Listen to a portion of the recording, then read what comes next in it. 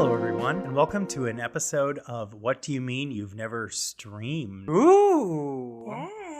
A podcast by your friends here at What Do You Mean You've Never Seen, where we're going to talk about interesting or prestigious television shows, streaming shows that we are watching or have watched. And there's going to be some special episodes coming up. We're very excited about this new version of our podcast. I'm your host, Jonathan Colon, and I'm joined as always by my co-host, Jennifer Branch. What's up, everybody? And Max Abelman. Hello, everybody. Guys, that was so aggressive. We're in the zone right now. No, jeez. We are living for this podcast. And we are here to talk about the Netflix series Heartstopper. Heartstopper is a British coming-of-age romantic comedy streaming television series on Netflix, adapted from the webcomic and graphic novel of the same name by Alice Oseman. It's written by Alice Oseman, starring Kit Connor, Joe Locke, William Gow, Yasmin Finney, Corinna Brown, Kizzy Edgell, Toby Donovan, Rhea Norwood, Jenny Walzer, Sebastian Croft. This is a long list, guys. Big cast. It's a big cast. Cormac Hyde-Corin, Fisayo Akinade, Chetna Pandya, Stephen Fry, and Olivia Colman. Yes. Are we living for Liv in this series? Oh, we are. I am. Jennifer, do you know Liv? Were you aware of her prior to seeing this? No. Oh. I know you guys told me she's an important actress, but I don't think I had seen anything she's in before. Yeah, we're going to have to do some movies of hers that Yeah, I guess so. absolutely. on our other podcast. I mean, I loved her in it. I had no notes, but but I didn't know who she was. Yeah. Yes, she famously played the Queen in the third and fourth seasons of The Crown. Do you guys watch The Crown? I do not watch that. Okay. I've watched a little bit of it, but I'm not that into Didn't it. seem like it would be up your alley. Yeah, I tried Nope. to watch it, and maybe if I gave it another shot, at a time where I was in the mood for it, I would enjoy it more. But I watched a couple episodes of it and didn't find it interesting enough for me to continue watching. Fair. But not this show, Heartstopper. I was hooked by the end of the first episode. I know a lot of people say that the first episode is kind of slow, but I was living for it. I loved it. It was way better than I expected. And I had heard a lot of stuff about this show. It has been like a big hit on Twitter. People are tweeting about it nonstop. There's like 900 fan Twitter accounts that you can Oh, yeah. follow. When did it come out? I only heard about it from you guys first. So I'm not on Twitter, but It was originally released on April 22nd of 2022. okay, so it's pretty So recent. it's been out for a couple of months. Okay. And I believe they released all the episodes at once, so you've been able to binge it. But the thing is, most Netflix series, they come out, they make a big splash over a weekend or two, Right. and then you move on to the next thing. But people are still talking about this thing, Yeah. and we're recording this in June, so it's been a couple of months. And I think even what's happening is more and more people are starting to discover it, which I think is similar to what happened when Schitt's Creek went on Netflix. Oh, yeah. It started off as a small thing, but eventually grew to be super huge, and then everyone is talking about it. Yeah. I had never heard of Schitt's Creek until it was on Netflix. So Yeah, true. know. What I love about this series is that it is kind of a similar vein to Schitt's Creek in that it is a comedy, it has romantic elements, but it's a very uplifting and positive story. Yeah. And particularly because it centers on a LGBTQ cast of characters. The central romance is between two teenage boys. Usually these stories end in tragedy or, someone dies by suicide or is on drugs. And there's always a lot of tragedy surrounding queer romance stories. Yeah. And this is one where, not everything's perfect and there are problems and it's not like the outside world doesn't exist, but it's a very hopeful story. It's so wholesome, which is so unusual for any kind of, usually LGBTQ entertainment is really, and this is not a bad thing, but it's usually very sexually based. Yeah. It's either about, this show is about sex or this show is about AIDS or this show is about, this more is heavy topics. Than yeah, just like a more couple adult kids. topics. Even sometimes when there are like teenagers involved, it's like too much. But these are like, I feel like the kids in this, like all the relationships portrayed in this, like they're at an appropriate level for kids, you know, or for teenagers. They're not like doing too much with each other or whatever. They're slowly, and this is true across all teen romance kind of things. It's like they jump to having sex, and it's like that's not really how it works. You don't do that in the first 3 dates when you're a teenager. Yeah. These things build very slowly. And I felt like the amount of interaction with them was appropriate for kids that age. Yeah. Yeah. It was a slow burn indeed. Yeah. Oh, But like but what that's a how burn. What they a work. burn. You know, that's Yeah, how teen exactly. relationships usually go. you Yeah. know? Yeah, it's more of an emotional thing than it is and there is a physical element, obviously, but it's more of an emotional thing than a sexual thing. Yeah. And I think it's really important for stories like this to exist because it gives younger people an opportunity to expand their view of the world and personal relationships without giving them something inappropriate that's an element of it. Right. You know, age appropriate is what I'm saying. Right. And a lot of times I think, and Max can speak to this as well probably, but growing up as a member of this community at that age, there's not a lot of entertainment or information available to you No. that Sure. tells you what is possible and Yeah. and what is good for you as a member of the LGBTQ community. Basically, what we had was Queer as Folk, and Yeah. that's it. And That's there's it. there's a lot of bad information out there. Yeah, There's a lot of exactly. stuff that is not age appropriate for teenagers. Yeah. You know, if you're that desperate, if you're like, you know, crawling through the desert looking for an oasis, you're going to take whatever you can get. Yeah. And I think it leads to a lot of younger people maybe going online and engaging in dangerous behavior or Yeah. pretending to be older on social dating apps and stuff like that, which leads to a lot of problems. I think if something like this is available, Yeah. Absolutely. it'll be like, okay, well, I see myself represented and I see that there's a hopeful message here. I don't need to talk to older men online Yeah. or older Yeah. women online Right. or any of that stuff. I think Rush into something you're not ready for, you Yeah. know? Yeah. like you're just a regular teenager, just like anybody else. It's just Right. this aspect of your life is something that you don't generally see portrayed. Right. Well, Yeah. it's okay to just have your boyfriend or girlfriend hang out, you hold hands, you dance, you know, like it doesn't need to go further than that. And that's Yeah. true. Like, you know, like I said, you see teen movies all the time where it's like, I don't really know that many high schoolers that were having sex, honestly. Like if they were, Yeah. I didn't know about it. But like most of the like boyfriend, girlfriend, or any kind of couples I knew were just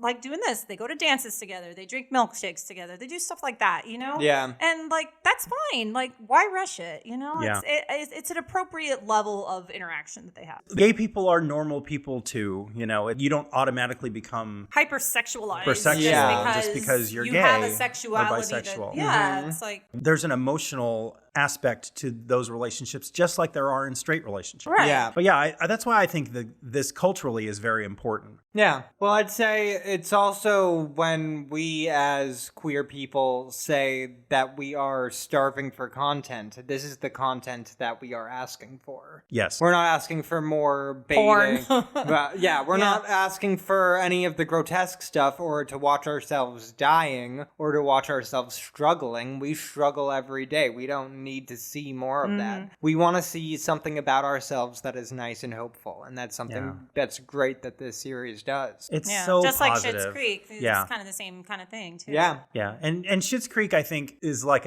almost like a utopian idea of Yeah. everyone's accepting of everyone's sexuality. Yeah, nothing really ever causes a problem. There's like no that. problems Yeah. there. Yeah. Which is Yeah. nice. It's good. But I think it's also good, particularly for young people, to see that they can overcome bullying and Yeah. homophobia, which I mean, to be get fair, why the Schitt's characters Creek in Schitt's Creek are older. Yeah, so they're it's all not really adults. the same. Yeah. And I get why Schitt's Creek does it, but this is also important. Like, we want to see both Sure. things. We want to see Yeah. it like, just treat it like, Exactly. oh, these two people are dating. It's the same as if anyone was dating. Yeah. But I think it's also important for young people to see that sometimes what they may be thinking is a joke is hurtful to other people. Because we all Yeah. know teenagers are generally self-centered The people. word. They're not. Right. Well, and they and- don't think of things as like how something might be perceived. They just think Yeah. of it as their intention. And, you know, if they're trying to be cool and they get a laugh out of it, that's all they care about. They don't really, Yeah. they're not thinking beyond that. It feels like a movie to me almost because Yeah. there's You watched no it in way one sitting? I was going to watch this Oh, in yeah. more than one sitting. I had to, like, when we recorded Fast and the Furious, I had to stop and take a break during that movie, which was an hour and 46 minutes. This is 4 hours of content, and except for when I had to, like, get up to go to the restroom, I sat through the whole thing nonstop and had my rapt attention the entire time. Absolutely. Once you start watching this, it's very difficult at least to stop. It's like eating an ice cream sundae, man. It's Yeah. like you're going to get every bit of hot fudge and the whipped cream. Like you want all of it. You don't want to just be like, oh, I'll just have some and just push it aside. It is just so heartwarming and it's so encouraging. And the acting is so good. It is really good. I mean, I don't know what these people are like in their personal lives, but I would say probably more so than most romantic comedies I've ever seen featuring adults or featuring straight couples or whatever. There is just like love on the screen. Yeah. The way they look, these two boys, it's Joe Locke and Kit Connor are the two actors. The way they look at each other, it's like you buy it. Yeah, like, absolutely. I have never seen they someone. have the little animations too, and those are super cute. Which was so cute, and it's based on a graphic novel, so it's over the top. It's not over the top, but also if that didn't even exist, just the way they look at each other, it's like these people are in love, and it's so lovely to see that. Amazing. Yeah, it is. Why don't we go into the plot a little bit? Yes. Do some plot stuff. I'm ready. Plot. Are we talking about the plot? Okay, so plot. we're reviewing the entire show in this one episode. So we're just going to go over the broad strokes of the plot. So Joe Locke plays this character, Charlie, who is 10th year student in this private all-boys school in England. They don't tell us. I don't think they tell you exactly where they are, what city, but... Yeah, I believe it's supposed to be somewhere near Kent. Oh, Kent. Yeah. Ooh, like Clark Kent. Superman. Sure. Coming to you, 1978. Right. Okay. Anyway, Charlie went through a period of bullying where he was forcibly outed as gay the previous year. And then the movie starts right after Christmas. Show. So they're coming back from winter break. It's not a movie. The show. I thought you just shouting out the show. Show us, Jonathan. The show. The series.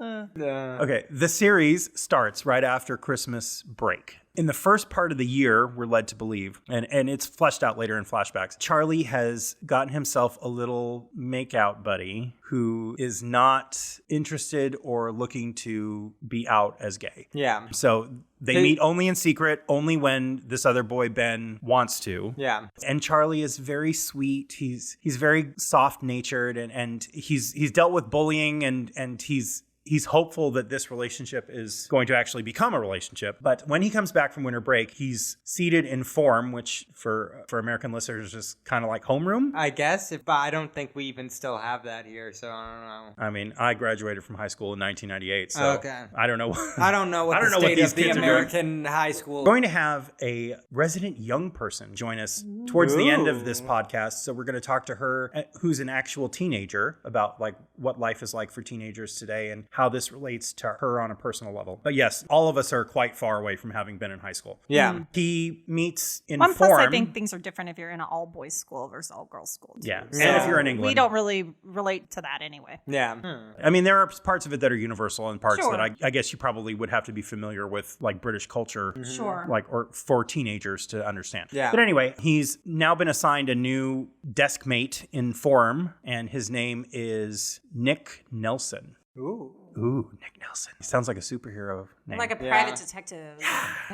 Anyway, Nick and Charlie, over the course of several days or weeks, they don't really tell you, just sort of become acquainted with each other. And Charlie is obviously, he's a very handsome young man. Charlie is attracted to him right away. But the first episode just shows over the course of time them becoming more comfortable with each other, and then they talk more. And Charlie eventually gets invited to join the rugby team because Nick is the star player for the rugby team, which for American audiences is the equivalent of being the quarterback for the school football team. So he's like, kind of a big deal. He's very popular, but he's also just a very nice person. And because he's nice and Charlie's nice, you're like, oh, they're just two nice guys getting along. And over the course of the next several episodes, they deal with each other more. They spend time at each other's houses. They have sort of like cutesy movie type interactions with each other. And they eventually admit that they are infatuated with each other. They don't ever tell each other that they love each other, but it's obvious just from the way they look at each other that they do. And that's probably going to come in a future season. But they have to deal with the fact that Nick is not even sure what his sexuality is, whether he's gay or bisexual. He just knows that he likes Charlie. And so they keep their relationship a secret, which causes problems because Nick's friends are not like the nicest people. And he's also friends with Ben, the guy that used to ignore Charlie when he saw him in the halls, but he would text him to come meet up in the library and kiss. Yeah. And they encounter problems because of Charlie's friends. They're concerned that he's going to get hurt because this guy is seen as like the ultimate straight guy, then they're worried that Charlie's going to catch feelings and then get hurt and stuff. And they find out various things about their own inner circle. Like there's a lesbian couple that comes out of the closet, and they have a friend who's transgender who used to be in their school, the boys' school, and is now attending girls' school. And just sort of over the course of the 8 episodes shows their relationship blossom and turn into something that by the end, they're ready to call each other boyfriend. One of the last scenes of season 1, Nick actually comes out to his mother as bisexual. And it's Liv Coleman. Oh, Liv. Oh, Liv Coleman. It's so pretty much beautiful. takes course over the course of a school year. Yeah, or I'd say it's about a year. From it starts like right after winter break and kind of finishes right around when they're done with school. So maybe like a semester, Yeah, like maybe like 5 or 6 months. But yeah, so that's the basic plot of the story. There's a lot of sweet moments. There's a lot of really uncomfortable moments too. Yeah. What do you think about this whole thing, Max? This whole thing? This Nothing whole in thing. particular. I mean, I love it. It's great. And I read after watching it, I read through the webcomic series as well. And it's great and it's different in its own way. And they sort of retooled it to make some things a little bit better and more coherent. And yeah, I'm excited to talk about that. And resident comic book expert coming at you. Yeah. I'm so glad we have a comic book expert on our panel. Because then you don't have to. Because then I don't have to. Right. I've never opened a comic book in my life, probably. So what do you think, Jen? What were your thoughts about the show? So I actually did think the first episode was a little slow. I did stop halfway through the first episode and didn't pick it up till the next day. But then once I watched the second half of the first episode, then I watched the rest all the way through. Yeah, it was really good. Like I said, I like the fact that it was a teenage story that wasn't too much, you know? Like I just, I think back to stuff like Dawson's Creek or do you guys remember that show like One Tree Hill, where it's like for some reason these kids are in high school but they're married and have children, and it's Yes. I hate that. It's just so unrealistic. It's so silly and over the top, and I liked the fact that this was just appropriate level kids. There were some characters I found a little insufferable, not gonna lie. I think we'll get into it. Oh yeah, we'll talk about it. The main characters I really liked. I really liked Nick. I think he was my favorite. I don't know why he was seen as like the ultimate straight guy, because I didn't think he was that butch, but whatever. No. Well, maybe for British, he's butch. Yeah, he's fair. British butch. Yeah, like let's just talk about the characters. We'll let's sort do of it. just go down the list and talk about what we think of each of them. I love Nick. Oh, I yeah, think the he's best. He's he's the so cutest. sweet. The best. He's but just also- adorable, and He's like a teddy bear. He was like so cute. and from the very beginning, you can tell that he's a very caring person. Yeah, absolutely. Like he's a much nicer person than I am. I'll tell you that right now. Oh yeah. And For as my sure. sister and husband, I think both of you can agree. True. Yeah. I'm nice to you most of the Yeah, time. well, You Nick's better be one nice of to those me. people in high school who's like the popular guy, but he's also friends with everybody, And those Yeah. are like the best kinds of people, right? Like the ones that can fit in with anyone, talk to anyone, like that's like the dream. Yeah, but also like his coping mechanisms and communication skills are like off the charts for anyone this age. Yeah. Right. And it's like sort of supporting the show's goal of being like, here's what to do. Here's what to do in Right. the situation. Right. It's role model stuff. It's like, here's how you handle this. Yeah, there's certain situations, and we don't want to like spoil every minute of the show for you all. You definitely I need to watch will. this for yourselves. Watch the But show there's right now. Come several back. situations where you're like, okay, here we go. Mm-hmm. There's a girl likes him, and she asks him to go on a date, and he agrees, and it turns out that the date is on the same day as Charlie's birthday, and you're like, okay, well, here we go. Here's some drama. Yeah. There's gonna be a misunderstanding. There's gonna be a giant blow up, and it's not. He's He gonna just- Mrs. Doubtfire it and try to be at both things. Yeah. Which, okay, I have to stop right there and say the best thing that's happened lately in my life is that Sally Field reacting to the Mrs. Doubtfire reveal has become a meme, and I am here for it. When she goes, the whole time, the whole time, the whole time. And we'll include a link to that on the description I've for this not seen episode. what you're talking about, so Oh. that sounds good. That's a fun movie. And I mean, it's wild, but I it's am fun. all for if they do a remake of this, they need to put in America, they need to put Sally Field in it. I'm ready for Crazy Sally. But yeah, the whole situation with the girl, and it's resolved so succinctly because it's how you would handle it in real life. It's not like, I hate, especially with these teen dramas, where it's like everything is drawn out for the drama. Right. And it's like everything is a giant blow up, and every argument is in public. Misunderstanding, and you're like, you could have solved this in one conversation. The friend, Tao, who is I think of the main cast of young people, it's the only straight male. No, I think the other one, Isaac. Really? He wants to believe in romance. Oh, I don't know. I didn't know what his deal was. Isaac is not straight. I think they might tell you that he is. He doesn't do much. You barely see him. Maybe he's the asexual person in the group. Yeah. But yeah, so Tao, who refers to himself as Charlie's token straight friend, tells Charlie that this date thing is happening, and Tao doesn't know that Nick and Charlie by this point are going together. Like, he thinks that Charlie's just infatuated with him and that Nick is messing with him and all that stuff. So he tells Charlie about it. Charlie doesn't, like, flip his lid and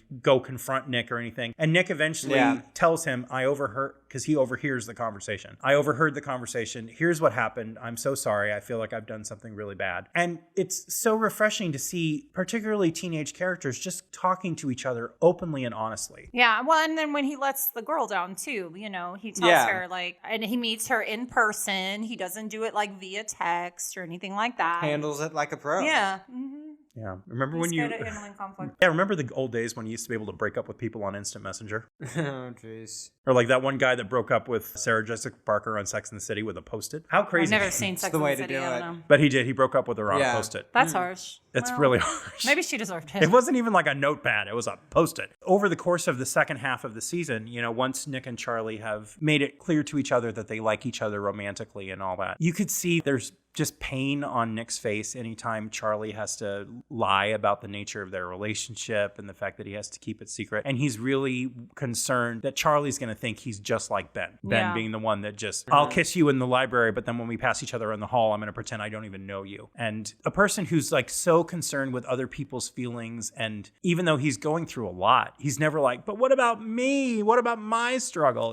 He's always trying to take care of everybody else. Yeah. Even like Tao, who doesn't like him, he's still trying to like make things right with him. And he tries to get in on the plot to hook Tao and Elle, was that her Elle, name? yes. Elle up, even though it's like, he has no stakes in this. What does he care? Tao's a jerk. I don't like Tao, but that's a whole nother thing. Yeah, well, we can talk about not liking Tao, because I think that's interesting what they did to his character between the comics and the series. Oh, tell us is about that Tao is not an asshole in the comics, and they made him terrible in the show to actually support the show better. It's sort of a strange thing because all of the side characters are much less in the comics than they are in the series. They really brought in a whole cast of characters for it, and they're really, in the series, they like pop in and pop out a little bit, but it's more about Charlie and Nick, more like centered on them. But Tao originally wasn't as clingy of a friend. He wasn't as concerned about losing the friend group or anything like that. He was more concerned about Nick hurting Charlie and stuff like that, but it never got to be that jerkish, and he was always reacting appropriately with the information that he had. But what they did in the comics was the reason for Tao not being told that Nick and Charlie were together, being the last one to know, because he was suspected of outing Charlie in the first place. Oh. And that's why he got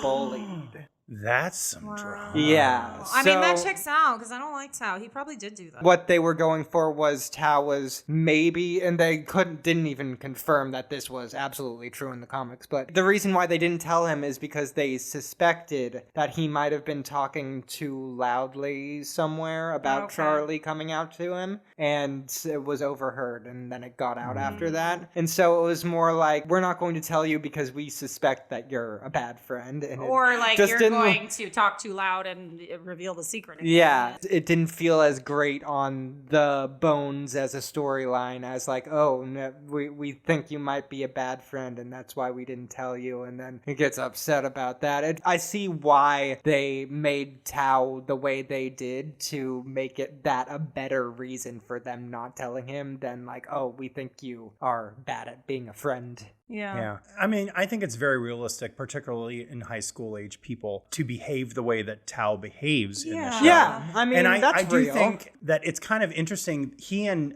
Nick are kind of like two sides of the same coin. You know, they're both full in on Charlie. They're ride or die. But Nick is more concerned with Charlie's feelings and other people's feelings than himself. And Tao is mostly concerned with how things affect him. Exactly. Yeah, I a don't little get the impression that he was really concerned about Charlie getting hurt up to the point it was like going to affect his friend group. When Charlie wanted to go to a party, like a birthday party is on a specific day, and he's like, you can't because it's movie night. We got to sit on my bed and watch a movie on a computer. The four of us apparently on one bed watching a movie on like it's not even like they go to a movie theater or even have like a movie theater in their house. It's like, okay, we can do that another time, Tao. Chill, yeah, and okay? Tao is the kind of high school friend, and I mean sometimes this even extends into adulthood, but he's the kind of high school friend that wants to set the agenda for the friend group. Yeah. And it cannot be changed It clearly, without his approval. It clearly does, and I've dealt with people like this, you know, even like when I worked on ships, because working on ships is very similar to being in high school. I'll tell you that right now. And anyone who listens to this that's worked on cruise ships can tell you the same. But I've worked with people that like lose their mind when they're not the ones making the plans. Yeah. When things aren't being done according to their timetable. And when you're in that kind of a highly emotional state and things don't go your way, some people handle it well and some people don't. And Tao is clearly not one of the ones that handles it well. Right. Yeah, no, he was like, the plans cannot be changed. And it's not like the whole thing got canceled. Like, he got to still hang out with Elle. So, you know, like, you didn't get... And everyone Elle bells is on the you. best. And Elle's the one you Elle like is the anyway. best. Like, come on. Yeah. Like, who love cares if Elle. Isaac's there? Well, and he didn't get mad at Isaac not being there, but, you know, Isaac was, I guess, sick, supposedly. But yeah, it's like, people can have other friends. People can do other things. Like, calm down, Tao. I mean, I guess he was maybe concerned about Charlie getting hurt, but I think more so because, like, he had to deal with the fallout from before. And it's like, well, I don't want to have to deal with this. So. Yeah. And also, I think there's a part of him that like wanted Nick to turn out to be a bad guy. So he could be right. So he could be right. Yeah. And I think he legitimately, he and Elle did overhear Nick making plans for a date with Imogen, which, oh God, Imogen.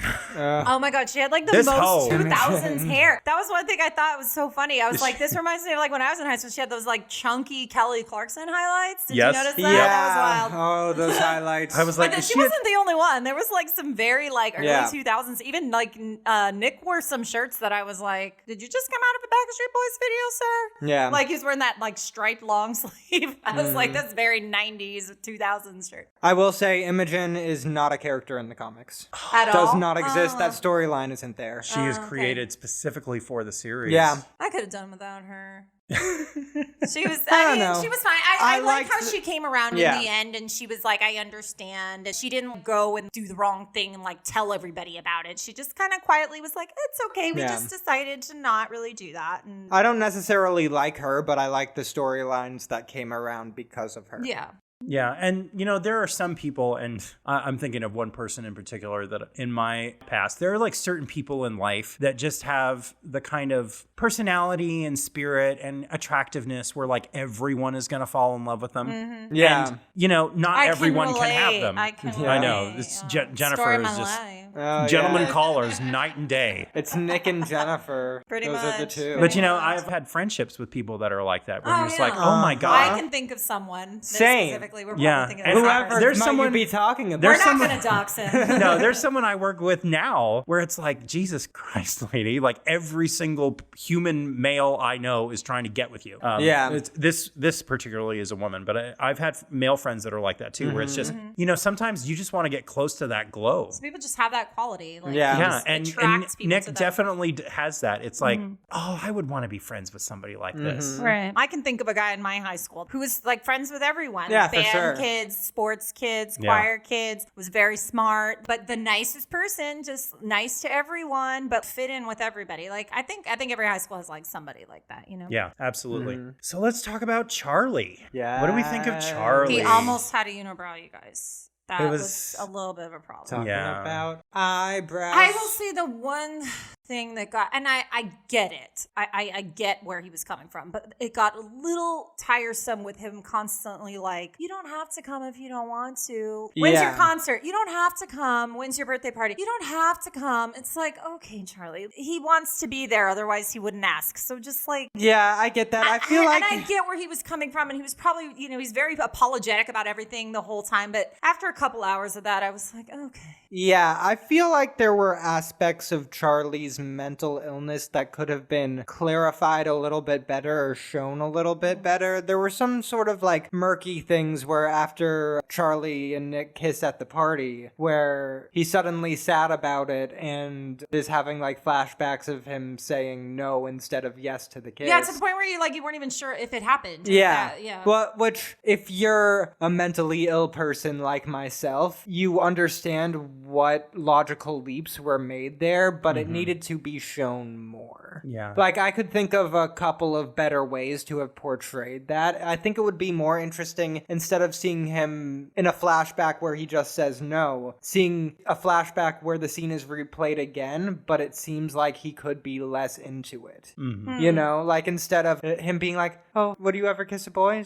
Instead of him being like, oh, I don't know, be like, oh, I don't know. Yeah. Like, something that's a little bit more digging than more just ambiguous. like, no, my brain's just saying no to that right now, because that's not really the logical leap, but I get the type of mental illness to where that is a thing. Like maybe the tone was different than what you heard, or where intention, like, not necessarily the words where themselves. where his brain is trying to convince him that he was being too pushy, and Nick felt pressured into it, and was just sort of doing it because he felt uncomfortable, and then he ran away. I think it would have been more interesting if they had shown like a redo of that scene where it was like the other way around, rather than it just being like, no, everything's bad now. Yeah, and I think Charlie's character arc in the story, whereas Nick's is all about him discovering and coming to terms with his sexuality, I think Charlie's character arc is acceptance of his self-worth, because I think he starts the story off with very, very little self-esteem. Like you can tell he really just feels worthless, and he feels like no one is going to want him, and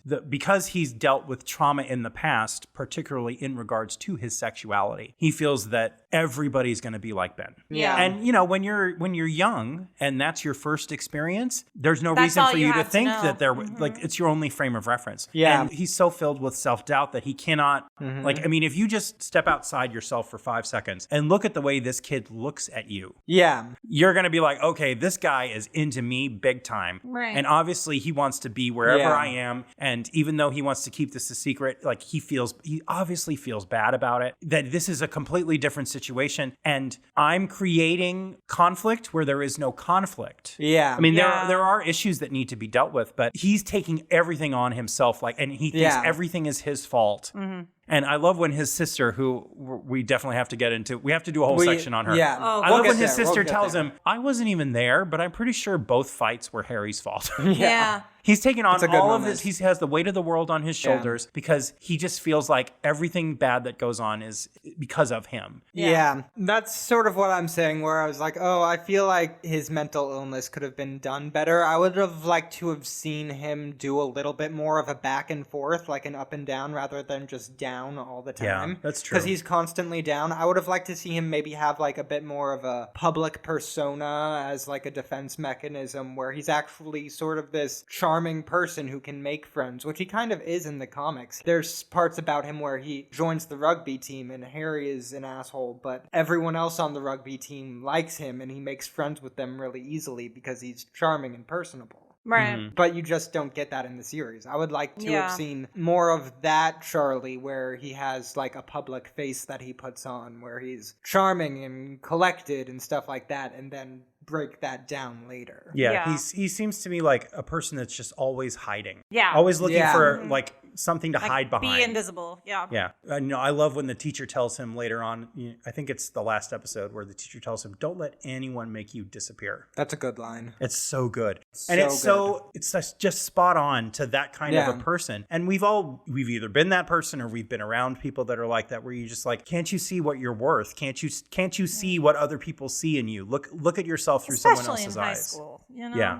I really love the resolution of their conflict in the last episode episode where Yeah. Nick does the romantic thing, or he puts the ball down and goes and gets him and holds their hand, and they go into the hallway to have the conversation that they've been needing to have this whole time, which is like the best thing about this show is that it's full of conversations that just needed to happen. And that's how the problem is resolved, because you have the conversation that needs to happen. And he tells him, if you want to break up, I will respect that. But I need you to know that you're an amazing person and my life is better because of you and all this stuff. And even after all that, if you still don't want to be together, then I will respect your decision. And that's the kind of validation, and also I think just the kind of encouragement that Charlie has always needed. And Yeah. and it's like, for the first time, when someone tells him that he's worth something, you can see that he like legitimately believes it. Yeah. Which I think is a tremendous leap from where we started with this character. Yeah. Growth. Yeah. And I love character growth. I love even like within the course of one season when a character can like do such a paradigm shift and it's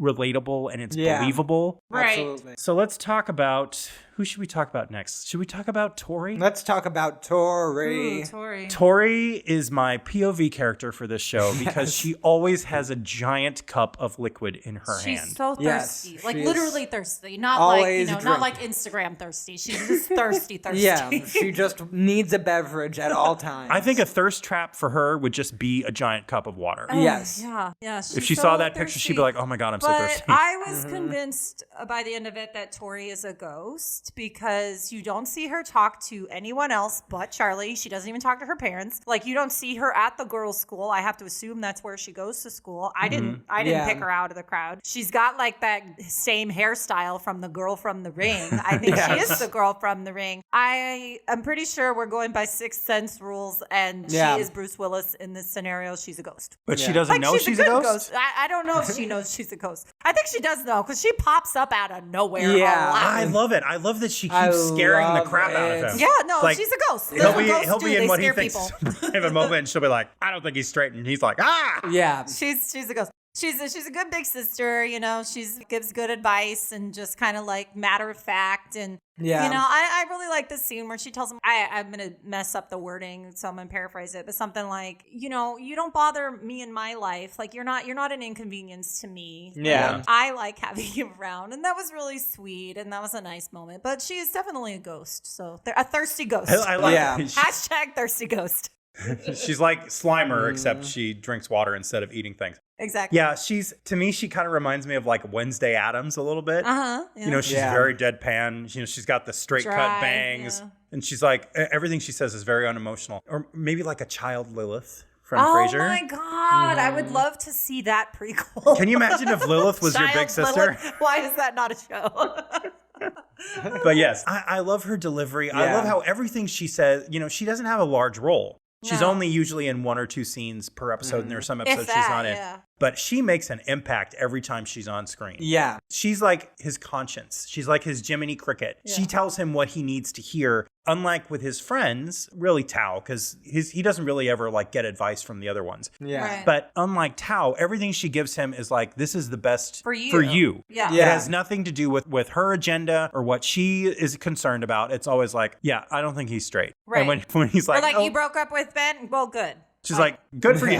Good. That was you bad. Did the right thing. You did the right thing. She's always encouraging him to make the right choices. Yeah. And even she's though never wrong. She's never wrong. No.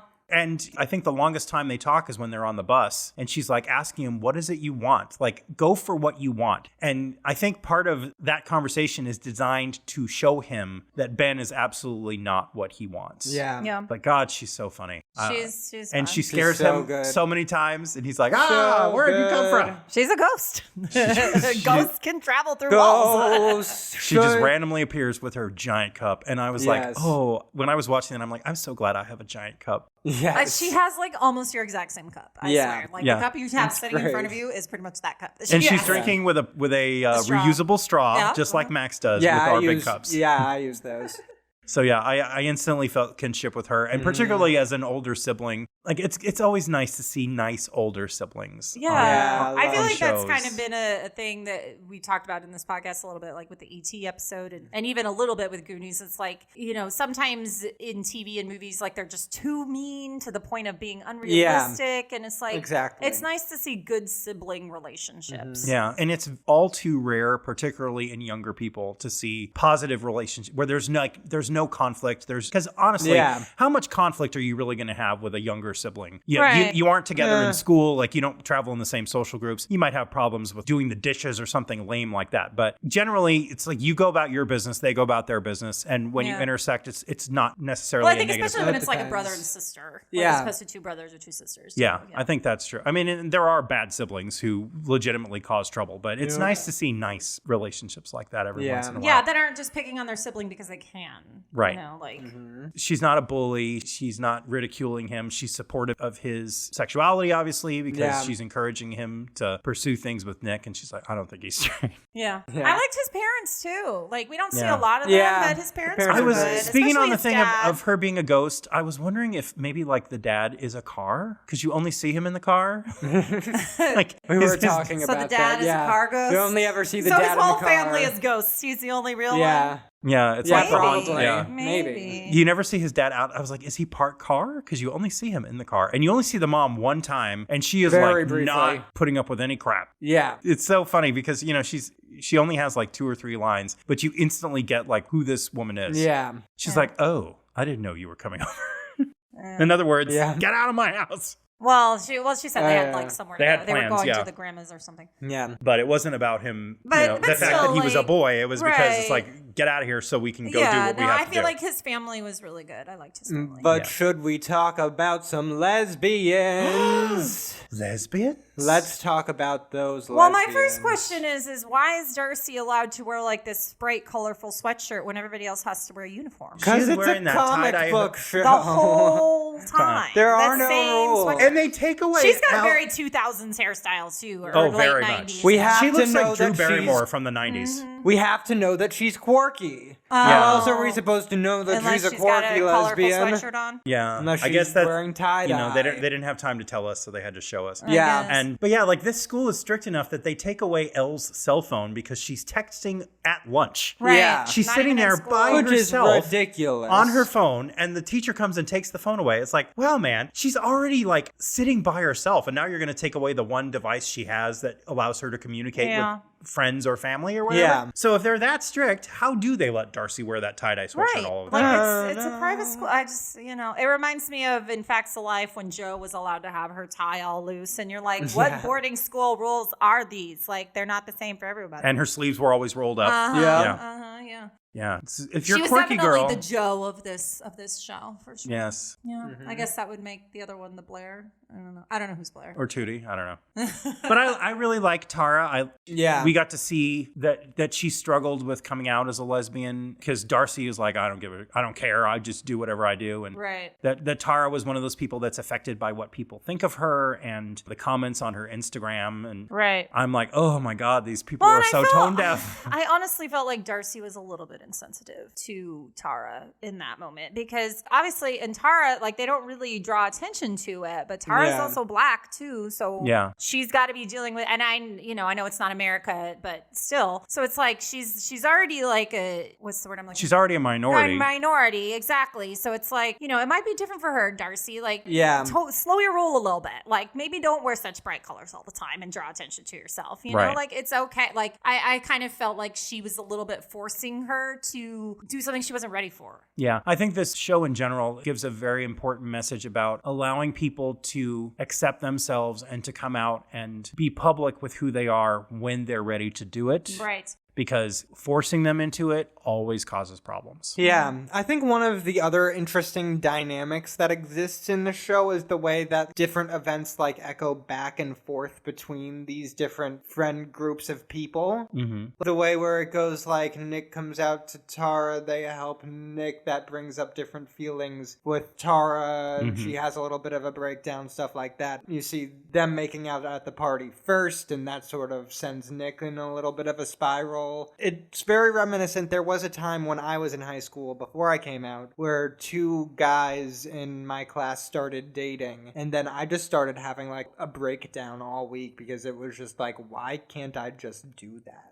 Wow. Yeah. Yeah, that's deep. And the other thing I want to say about when they're kissing at the party, and I mean, I could do like a whole episode just about him, for sure. but the joy that you see on Nick's face, seeing people be themselves and be open with who they are. Yeah. He's so happy for them. And it, like you said, it does send him into a spiral, but it also sends him to look for the person that he knows is going to make him happy. Right. It's just so beautiful to see. And it's so good to see people just supporting each other. Because especially like in teen shows, a lot of times it's everybody's an enemy and, you know, like Gossip Girl and stuff like everybody's portrayed as just being the worst. And no one is a rock for anybody else. I'm more concerned about my problems than anybody else's problems or whatever. It's just so nice to see just nice people get along sometimes. Yeah. It's so rare. Except for The Tao. rest of them, yeah. Let's talk about Elle. Yeah, let's talk about Let's talk about how much we like Elle. We I like love Elle. Elle. We like Elle. Elle a lot. I did think this is going to be like a little bit of like just like a plot, kind of like, okay, that was convenient. The one person Elle does know at school is the one person that they're also talking about with Nick, which is Tara. It's like, Very that's convenient. convenience. That's a bit too convenient. And for my I'm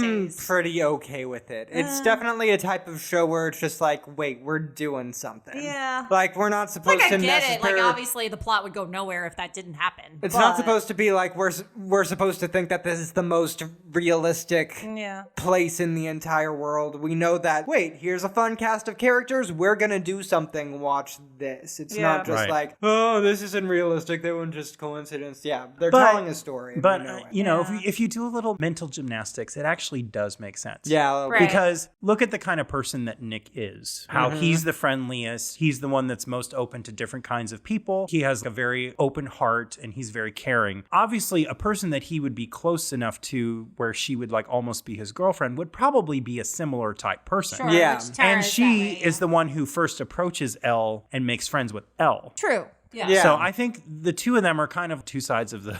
Well, Tara's like the Nick of her school. Yeah. Yeah. I would believe the closeted lesbians going up to the openly trans girl and being like, hey, come over here, be our friend. Yeah, yeah. You know, I totally Sure. get that. And, you know, queers find each other. It's a phenomenon with, like, so many of my friends who were not queer when we were in school are, like, we're all gay now.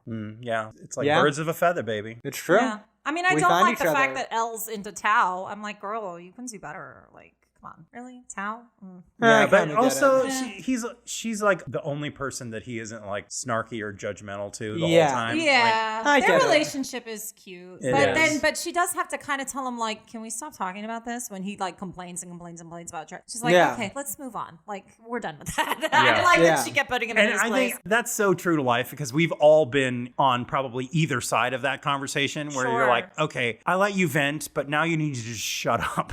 Yeah. And you're the one that's like, I want to keep talking about this. And like, I do think Tao has a good bit of redeeming qualities. The only problem with them is that they're not qualities that matter to us as an audience. Like, we don't care if you're quirky or dancy or, like, we don't really know your previous relationship with Elle before this or whatever. Like, Yeah. it's just hard for us to, like, latch on to that. But I do think Tao has some good qualities, and one of those is his ability to grow and change. Yeah, he has character growth over the course of it. And even though he's not talking to Charlie because he's mad about Charlie not telling him about him and Nick, and then Charlie is also not talking to Nick because Charlie is upset and feels like he's ruining Nick's life. Yeah. It's one of those times where as a friend, sometimes in times of crisis, you have to just be there for your friend, regardless of whether you're mad at them or not. Right. And he fails in that aspect. And what I thought when I was watching the 7th episode in particular, this could have gone so bad. Yeah. You know, true. it's very, and again, thank God for Tori for being there Absolutely. to encourage Charlie and tell him that he's worth something and that, you know, that everything isn't his fault. Because think about how that scenario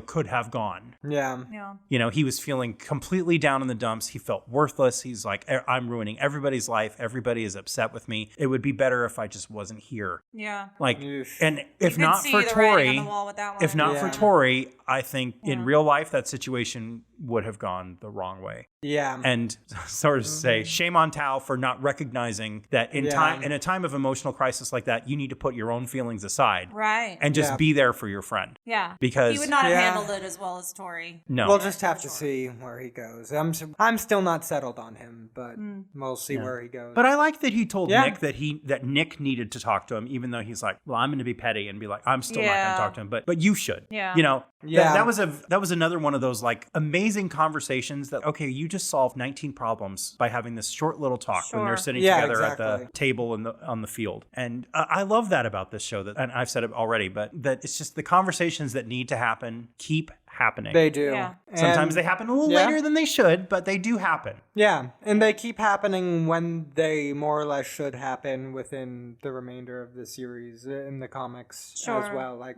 it keeps going. Like, it still keeps that general arc, and I'm excited for the next couple of seasons. Do we know for sure if there will 2 be season additional 2? seasons. Okay. 2 additional seasons are already In approved, pre-production. yeah. Which means Approved. we can already Yeah. start to look forward to the scene where they tell each other they love you. Yes. One Aren't they just the very, very, cutest? very They petty are. note that I have. What is it? And I know they're teenage boys, but Mm-hmm. their hands are so dirty and gross to look at. No. Every time they Well, hold hands, Nick's a I'm like, rugby player. those are teenage boy Rugby. hands. They play sports. And Teenage the other boys. nice thing about this show Yeah. is that the cast are all actual teenagers. Yeah, Yeah, they're very more or they're less. very realistic looking. You Yeah. know, they're not.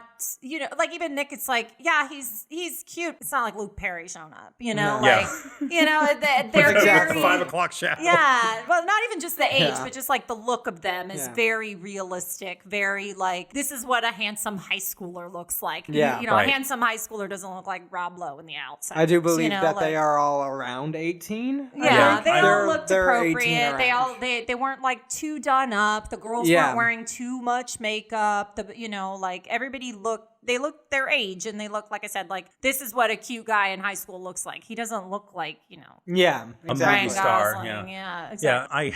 With regards to the age thing, I watched a video on YouTube of them on the morning show with Holly and Philip, I think are their names. They did an interview with Kit Connor and Joe Locke, and they mentioned in the interview, oh, you guys are like part of a hit show. Normally we save interviews like this until the end of the episode, but they had to do them at the beginning because they had to leave to go take their finals for school. For their last, and they're in their senior year. Yeah. So they're still The in equivalent school, of the yeah. senior year of high school. Yeah. So yeah, they're actually the age that they're portraying. Which I like. More Give or less, take a yeah. year. Yeah. But, A year or but two. still, like it's very believable. Yeah, Right. exactly. It's not like, oh my God, Right. Gabrielle Carteris, you are 35 Right. years Well, old. and like I keep saying, like they're doing things that are appropriate for kids their age. They're going bowling. They're playing in Yeah. the arcade. They're playing video games, playing drums. They're not like out like stealing cars or doing something Yeah. stupid. Like it's all very like teenage hijinks. Yeah, it's Yeah, not like the exactly. OC at all, which, oh God, the OC. right. And they're not like doing drugs, which I like. Yeah, true. You don't even see anyone necessarily like drink. Like maybe it's implied in the party scene, but Mm-hmm. like you don't see a ton Yeah. of like over the top. Like we're gonna do ecstasy and do shots. There's none of that. Yeah. They Yeah. act like kids. They act like teenagers. And the next character I want to talk about, I also find, while it's sad that it's realistic, I find super realistic, is Harry. Because Harry is... Do you think he's a little over the top? I to think the point? a little bit. perhaps it's more a constant thing than it probably would be in real Yeah. life. Yeah. It's like every time he sees Tao, he throws something at him, or every time he sees Charlie, he makes Right. a gay slur. But I think it's realistic that there are people who are are just like mean that. people out there. Yeah, Sure. there are And people who as are much like as we that. want to celebrate the fact that people like Nick or Charlie are just so just nice, genuinely good people, there are really bad folks out there, and Yeah. there are people that need to be protected from those kinds of people. And True. it's good that Charlie has, one of the best things I like about Tao is that Tao always stands up to Harry, and he always defends Charlie Yeah. against Harry. Mm-hmm. Nick sometimes is like, and he's nervous, and it's understandable, but he's nervous about being outed and all that stuff. Yeah. And also, like, Harry's his teammate. He's just, like, he has to get along with him. Like, Tao, like, he's got no stakes in what goes on in Harry's life. Like, Right. That's Nick, true. like, okay, like, this is my rugby teammate. He's in my grade. I have to deal with him more often, So you can see why. And they were friends at some point. So Yeah, you can and see his it's- hesitation. it Tao, is- like, never had anything to do with Harry. Yeah. So. And it really says something about Harry's character that even after Nick has defended Charlie in the past, he keeps going after him in front of Nick. That's why I felt like it was a little, it's like a little too much on the nose. Do Yeah. it, It's a little bit too and much. you could see Nick like maybe swooping in if Harry didn't know Nick was there and started doing something. It was like, you know that like Nick beat you up once already like 5 seconds ago. You're doing it again? Okay. Yeah. I love when Tal pours the apple juice on him and just yells, "I hate There's you!" a lot of apple juice I in this drank movie. all I was the like, throwing wine. do kids in England drink 32 ounces of apple juice So at lunch? much. So much apple juice. That There is is- huge. There is so much sugar in apple juice. It's That like, is- I There mean, is I don't know a the lot. science, For a but high I feel like schooler. drinking Coke is even healthier Oh for you. my gosh, I that's drink so much 30 apple. bottles it's like, of apple juice a day and I feel terrible. Welcome to if England. you get like a juice box, you get maybe one of those little tiny cans of apple juice. This Yeah. guy had like a gallon of apple juice. It was so, So much Yeah. apple and juice. pure It's just- juice, not even like watered down. You know, and I don't want to offend Big Apple Juice or anything, but Big it just apple feels juice like- is Yeah. what a sponsor. this episode is brought to you by Mott's Apple Juice. No, I don't want to offend those people, but Yeah. it just seems like a direct line to diabetes. So much apple juice. Oof. Too much. I didn't Like even know. pure I sugar. literally didn't know they made apple juice in like, you know, what we have to assume is a single serving that he bought at school. Like Yeah. it's, you know, that's like 4 glasses of apple juice. It was Yes. so much. Yeah, in Oh, America, yeah, I don't think they sell apple juice in containers that large. No, like, I mean, I've you could never maybe seen buy like a quart of it or something. Yeah, that- you At can the buy but not- store, places. not at Well, school. For not a maybe. large single serving. Like that's like orange juice, yeah. But here we don't do apple juice like Yeah. that. No, I it's a don't lot know. of apple juice. Oof. Kind of gross. All right. Anyways. Are there any more characters you want to talk about? I mean, I feel like think we didn't that's do about it. Tao on his own, but we've talked about him throughout. So I think I mean, liked we the did Tal on his own. teachers. The teachers were cool. Oh, I yeah, liked the that the teachers are rugby cool. coach was a woman. That was fun. Yeah, I there's liked that. there's actually the rugby coach missing. I think say. that was her name, she's missing in action. Yeah, she's actually in the comics a lot more, and she's a great character. I liked her. I hope we start seeing a lot more of her. Yeah. Yeah, I'm really excited to watch these new seasons unfold because the graphic novels have gone a little bit further than the series, obviously. But I think from the storylines that have already been hinted at in this first season, like y'all don't know what's about to happen. Is it gonna be good? Mystery. Are we gonna be happy? Uh-oh. It's going to be The Ghostbusters come in. one and of the get more Tori. I will say one of the most devastating storylines I think has already been hinted at and is still yet to come. Sounds like it's gonna that be a being bummer. said, it is going to be both devastating, but it's still going to be handled just the same way that they've handled everything else so far. Like classy, it'll be good. As long as it ends happily, like the last will. episode ended, They will. and we I do. have faith. It Like is. obviously, there's got to be conflict, otherwise there's no show. Yeah, Yeah, but there's no drama without conflict. But I do yeah. not think that the upcoming conflict is anything y'all will expect. But once it drops and you look back at this series, you'll be like, oh. Do we get to see more of those cool milkshakes? Because, like, as much as I I don't didn't know. like the apple juice, I wanted that. The milkshake. comics have not foretold that. But yeah, Did they go for milkshakes in the comics? I don't remember. I'd have that to milkshake. And then read they're up like, again. let's I've get only read another through them round. once. Yeah, they did 2 rounds of those giant milkshakes. That is These kids love insane. to drink their calories. That for is sure. insane. you rarely see them eating, but they're always They drinking always something. have a drink, all of them. Like, and not like a drink, just sugar drinks. Just pure sugar. Yeah. Before we move on to the next part, we do have to talk about Olivia Colman and the coming out scene at the end. No, Which yeah. wasn't that just like, I mean, that was Perfect. just like Perfectly a hug done. on coming from your television. Just like Yeah. everything else. She was Perfectly done. nice. Well done. Good job. Yeah. She was cool. I liked her. You want a medal? Here's 20. Thanks, Heartstopper. You win all of the awards. You're amazing. Great. Well, Thanks. I liked his conversations with her because anytime, he was a little broody and stuff, but then anytime she asked him what's wrong, he actually told her. He didn't ever, Yeah. so you could Such a tell great she's a communicator. good mom, Yeah. Yeah. because like he felt, maybe he didn't want to volunteer information all the time, but when she asked, he was honest with her and she had appropriate reactions to it. I Yeah. love the face she makes when she asks, "Do you like this girl?" And his response is, "Well, her dog died."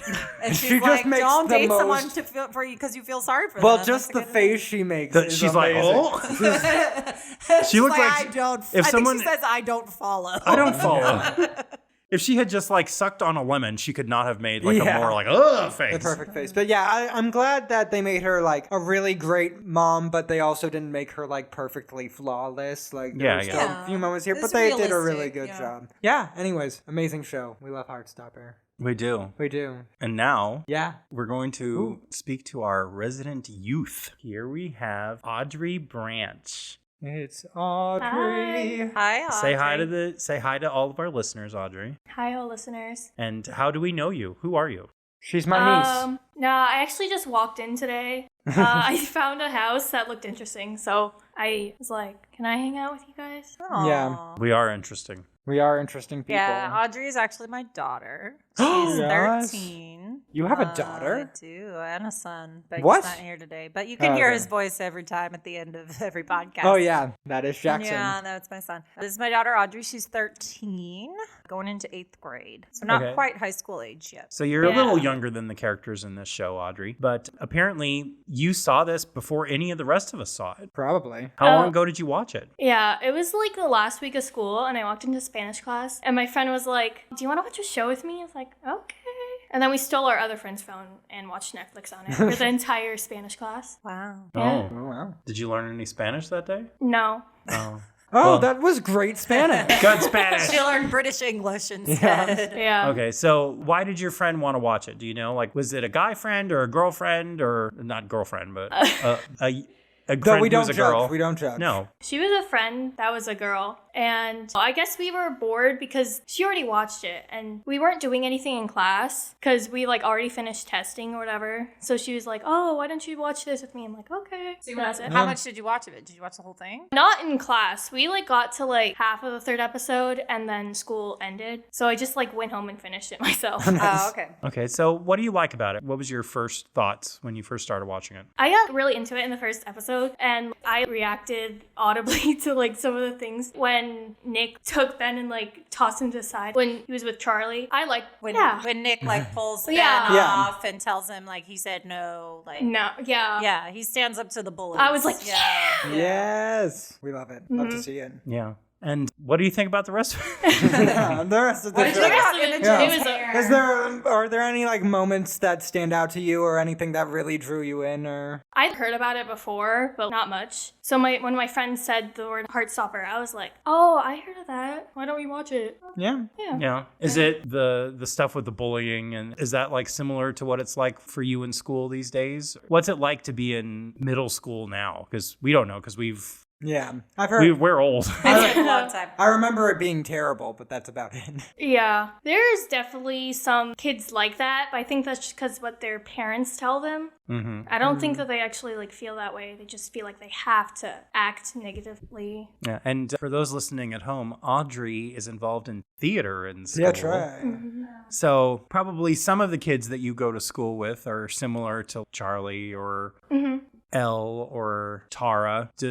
Are there people in your school that are like open about being gay or trans or any of that? Yeah, definitely some of my friends in theater. They're like open about that kind of stuff. They don't really get bullied though, or do they? No, they You don't. think, or, I mean, they're still middle school. It's not high school. So Yeah. it's not quite the same, but There's not really too much negativity. I don't think any of them get bullied. Oh, Yeah. I think Yeah. a lot of the Gen Z kids are Yeah. pretty good, pretty open-minded. And the kids are all right. Yeah. Is They're it doing is it good. like it's probably not that big of a deal for people to have like different lifestyles in your age? You know? Yeah. Is it No. everybody pretty much just is cool with it? Yeah, Well, that's good. basically, yeah. Well, I mean, I think they're exposed to it more and more seen as normal. Than, Yeah. It's hard to say though, because these are like private school kids in the, Yeah. in the show, and they're segregated boys and girls. So maybe that brings a different dynamic. So Good, yeah. there's a lot to it that maybe, isn't quite the same as like what Audrey experiences at her school. Mhm. So maybe that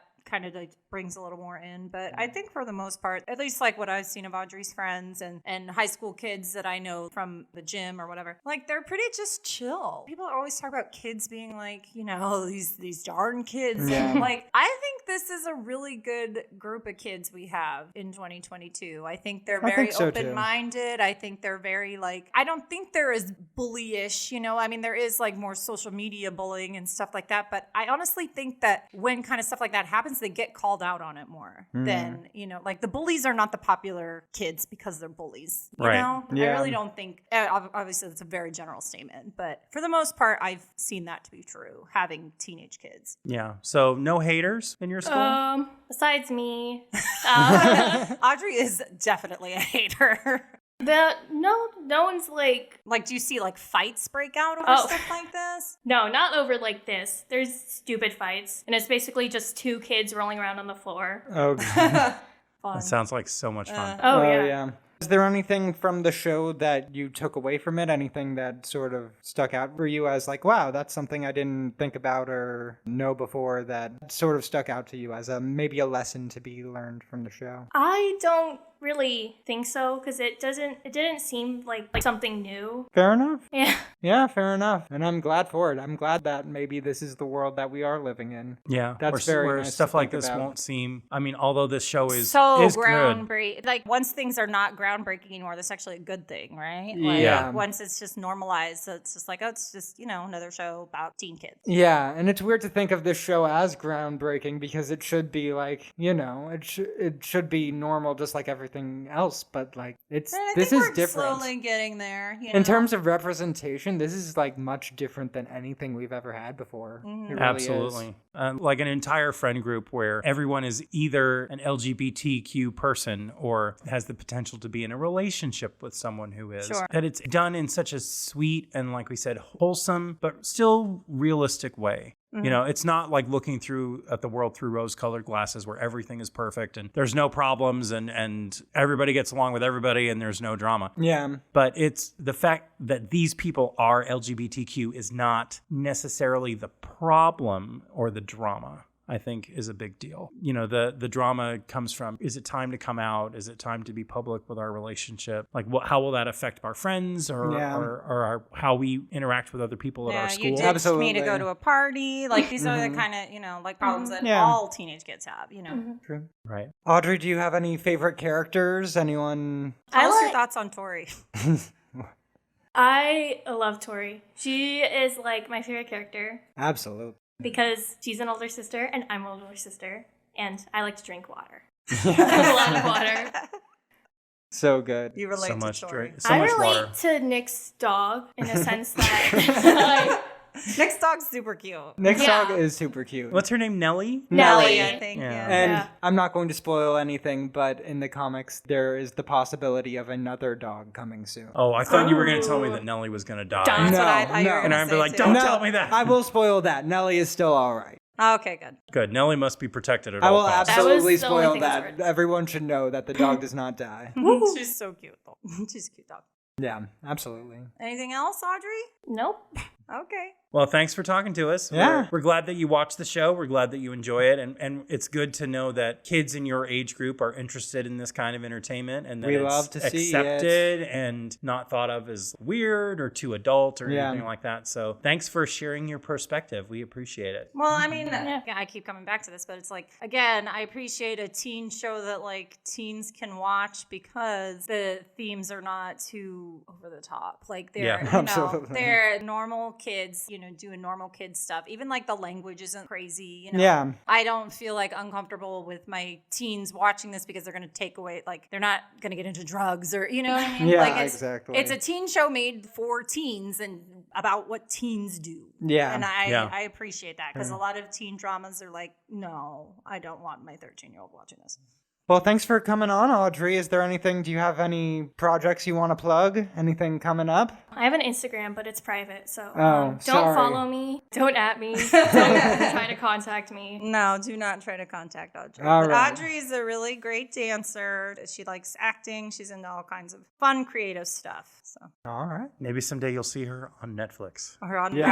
Bracklin Road or something, dancing. She does Ooh. Irish. Yeah. Maybe she'll be on Heartstopper. Oh, good one. Whoa. Spin-off. Spin-off series. I'm ready for that to come out. Yes. Okay. Thanks again, Audrey. And I think that's going to wrap things up for us. Yeah. Thank you all for listening to our discussion. We were so excited to talk about this show because we love it so much. And we're probably going to go and watch it again. And we're definitely going to have thoughts when this season 2 comes out. Yeah. And we're excited to start diving into series also, because there's a lot of series out there that, we're excited to dig into. A lot of stuff that we haven't seen before. There's so much content. There's so much So content. Stranger Things is big right now. Maybe I we'll love do Audrey's Stranger really Things. into Stranger Things. I love Stranger Things. Yeah, I think we probably could do a Stranger Things. We won't do maybe we could do a whole season in one episode or whatever. Yeah, that's how I would do it, is do it season We could by also season. do Game of Thrones. Oh. I'm No, I feel like there's enough Game of Thrones podcasts out there that Yeah, I I don't think the we need to content touch is good that. enough. We're okay. Well, not doing maybe that. we'll get to it eventually, but it's already Well, that's not like a stream. gone now anyways, Yeah. so. Yeah, R.I.P. Game of Thrones. R.I.P. but it's coming back. It's going to be a spin-off. Oh, 2 geez. spin-offs. Is there really? Yeah, well, there's going to be a spin-off that takes place 1,000 years in the past. Oh, no. The House of the Dragon. 1,000 And then years. there's also going to be a spin-off starring Kit Harington, The Further Oh. Adventures of Jon Snow. Wow. Who No. I've never watched Game of Thrones, but I do know that Jon He's Snow important. knows nothing. Yeah, I know he's in the Wow. important. I know that sounds I dumb. have no desire to watch any of that. I'm Yeah, gonna be honest. I even didn't- for the podcast, I did won't not watch it. ask This is from for someone any of who that. watched The Fast and the Furious, but she will not watch Game of Thrones. I don't have time in my life. Yeah, there's a difference between watching an A hour, 2-hour movie an hour and a and- half of Fast and the Furious versus 60 500 hours of Game of Thrones. Yeah, It's not a lot gonna of Game of happen. Thrones. That's a bit much. Yeah, no. Anyways, We'll see what happens. We'll see. Okay. But lots of exciting things coming up in the future. Well, League of Their Own, the TV show. We're Yes. really excited about that one. That'll Yes. be starting in August. We'll start, and we probably will do a recap podcast at the end of every show because it's going to come out week by week. Yeah. Okay. Yeah. So you look forward to more of What Do You Mean You've Never Streamed, and Yes. also more episodes of What Do You Mean You've Never Seen. Yeah. Lots of fun, exciting stuff coming to you this summer. It's the summer Yes. of something. Summer It's the podcast. summer of we're still doing this. Listeners, Yeah. that's what happens when my mouth writes checks that my brain can't cash. This has been Mazel a long tov. one. We're tapped out at this point, Yeah. I think. All Okay, right. so I'm your host, Jonathan. I thank you all for listening. Thanks for liking and subscribing. Thank you again to our guest, and I'm going to pass it off to my co-host to say goodbye. Bye, everybody. Thanks for listening. Thanks for listening, everybody. Thanks for tuning in. And we love you. What is that voice? What is your voice, Jennifer? Okay. Thank you, everyone. We're going to take this conversation off air, but we appreciate you, and we'll talk to you soon. Bye. Bye. Bye. What Do You Mean You've Never Seen is written by Jonathan Cologne. Theme song and editing by Maxwell Abelman. Cover art by James Alexander. Your hosts are Jonathan Cologne, Jennifer Branch, and Max Abelman. Please visit whatdoyoumeanyou'veneverseen.buzzsprout.com for more great episodes and links to our social media and Patreon pages. Don't forget to like, subscribe, rate, and review. Thanks for listening, and we'll see you at the movies.